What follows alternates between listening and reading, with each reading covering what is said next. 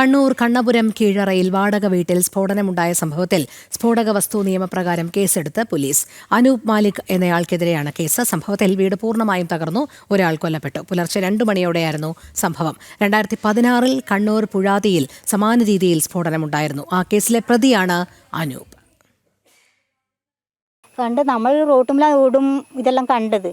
അന്നേ പിന്നെ അനിയനെ വിളിച്ചു, പിന്നെ ഇവരെ ലക്ഷ്മണേട്ടനെ വിളിച്ചു. അവരെല്ലാം വന്നിട്ടാണ് എല്ലാം നോക്കിയിട്ട് എന്നിട്ട് പപ്പാട് പോലീസിനെ വിളിച്ചു. പോയി നോക്കുമ്പോഴത്തേക്കിൽ ഒരാളെ കാല് മാത്രം കാണുന്നുണ്ട്. അങ്ങനെ പറഞ്ഞു പിന്നെ ബോംബും ഉണ്ട് കുറേയെല്ലാം കാണുന്നതെന്ന് പറഞ്ഞു. അങ്ങനെ ഒരു ബോംബിൻ്റെ തിങ്ങ് താഴെ തെറിച്ചിട്ടുമുണ്ട്. എൻ്റെ അമ്മ പേടിക്കലെന്നാ ഇപ്പുറത്തുനിന്ന് പാഞ്ഞ് നമുക്കൊന്നും അറിയാം. നമ്മൾ വിചാരിച്ചു വീട്ടിൽ ആകെ ഇതായിന്നോ വിചാരിച്ചു. അങ്ങനെ വിചാരിച്ചു. ബാക്കി എല്ലാ ഭാഗം അതിനുള്ളിൽ ആളുണ്ടോ ഒരാളുണ്ടോ അറിയില്ല.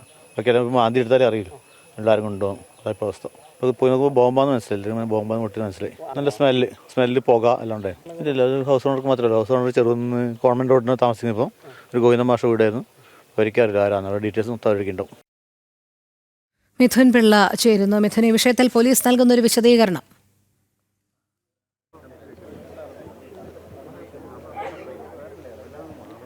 രോഹിണി, ഇപ്പോഴും ഈ പോലീസിൻ്റെ പരിശോധന അവിടെ തുടരുകയാണ്. നിലവിൽ ഈ സ്ഫോടനവുമായി ബന്ധപ്പെട്ട് ഒരാളുടെ മരണമാണ് സ്ഥിരീകരിച്ചിരിക്കുന്നത്. മറ്റാരെങ്കിലും ഈ ഒരു ബിൽഡിങ്ങിനടിയിൽ, ഈ കെട്ടിടത്തിനടിയിലുണ്ടോ എന്ന് പരിശോധിക്കാൻ വേണ്ടി ഇവിടെ JCB അടക്കം ഉപയോഗിച്ച് പരിശോധന ഇപ്പോൾ നടത്തിക്കൊണ്ടിരിക്കുകയാണ്.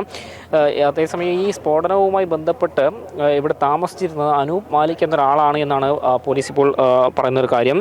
2016 ഈ കണ്ണൂർ പുഴാതിയിൽ ഇയാൾ താമസിച്ചിരുന്ന വീട്ടിൽ സമാനമായ രീതിയിൽ ഒരു സ്ഫോടനം നടന്നിരുന്നു. അന്ന് ഇയാൾക്കെതിരെ വലിയ നിയമ നടപടികൾ ഉണ്ടായതാണ്. അന്ന് നടന്ന സ്ഫോടനത്തിൽ ഒരാളും കൊല്ലപ്പെട്ടിരുന്നു.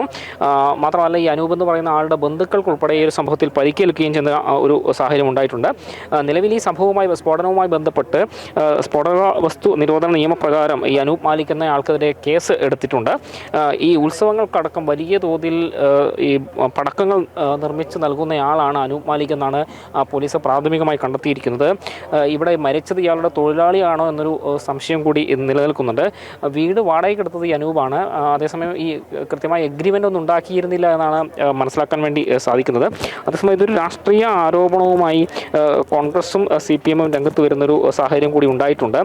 അതായത് ഇത്രയും ജനവാസ മേഖലയിൽ ഇത്തരമൊരു സ്ഫോടക വസ്തു ഉണ്ടാക്കുന്നൊരു സ്ഥലം ഉണ്ടായിട്ട് പോലീസ് എന്തുകൊണ്ട് അറിഞ്ഞില്ല എന്നൊരു ചോദ്യമായിട്ടാണ് ഈ കോൺഗ്രസിൻ്റെ ജില്ലാ പ്രസിഡന്റ് രംഗത്ത് വന്നിരിക്കുന്നത്.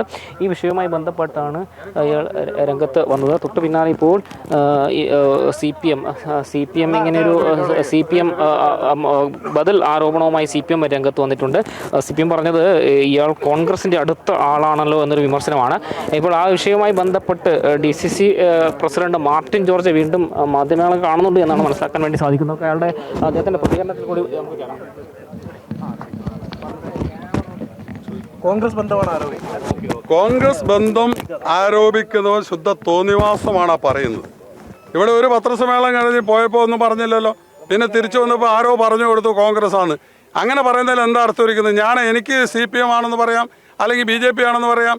വേറെ എനിക്കറിയില്ല, അയാളെ അറിയില്ലല്ലോ. അദ്ദേഹത്തെ അറിയാത്ത സ്ഥിതിക്ക് നാളെ പാർട്ടി പറയാൻ പറ്റുമോ? എനിക്ക് അറിയാത്ത ആരാണ് കോൺഗ്രസ് എന്ന് പറയുന്നത്? ഇദ്ദേഹം ഇതിനു മുമ്പും ഇവിടെ ചെയ്തിട്ടുണ്ടെന്നല്ലേ? അന്ന് ഐഡന്റിഫൈ ചെയ്യുമല്ലോ കോൺഗ്രസ്. അപ്പൊ ഇത് ശുദ്ധ തോന്നിവാസം. ഒരു ചാനലിന് മുമ്പിലും വന്ന് ഒരു ഉത്തരവാദിത്തപ്പെട്ട വ്യക്തിയാണ് എങ്കിൽ ഇത്തരത്തിലുള്ള തോന്നിവാസം പറയാൻ പാടില്ല. ഇതാണ് എനിക്ക് പറയാനുള്ളത്. നിങ്ങൾക്ക് തന്നെ അറിയാലോ ഇദ്ദേഹത്തിന്റെ പേരിൽ കഴിഞ്ഞ രാജേന്ദ്രനാഥ് കോളനിയിൽ പൊടിക്കൊണ്ടുണ്ടായിട്ടുണ്ടെന്ന്. അപ്പോൾ അന്ന് ആരെങ്കിലും കോൺഗ്രസ് ആണെന്ന് പറഞ്ഞു? ആരെങ്കിലും? ഞാൻ അതിനകത്ത് കാണുന്നത് ഒറ്റ കാര്യമേ ഉള്ളൂ. ഇവിടെ ഈ നിർമ്മിക്കുന്നത് ആർക്ക് വേണ്ടി? ഈ ബോംബാണ് നിർമ്മിച്ചിരിക്കുന്നത്. ഈ ബോംബ് നിർമ്മിച്ചിരിക്കുന്നത് ആർക്ക് വേണ്ടി? ആരാണത് ഉപയോഗിക്കുന്നത്? ആർക്കാണ് ഇദ്ദേഹം കൊടുക്കുന്നത്? അത് ഇവിടുത്തെ പോലീസ് പറയണം. ഞാൻ നേരത്തെ സൂചിപ്പിച്ചത് ഇവിടെ പാനൂർ അടക്കമുള്ള പല സ്ഥലങ്ങളിലും ബോംബ് സ്ഫോടനങ്ങൾ നടക്കുമ്പോൾ കണ്ണൂർ കണ്ണപുരം കീഴറയിൽ വാടക വീട്ടിൽ സ്ഫോടനമുണ്ടായ സംഭവത്തിൽ നിലവിൽ ഇപ്പോൾ പോലീസ് കേസെടുത്തിട്ടുണ്ട്.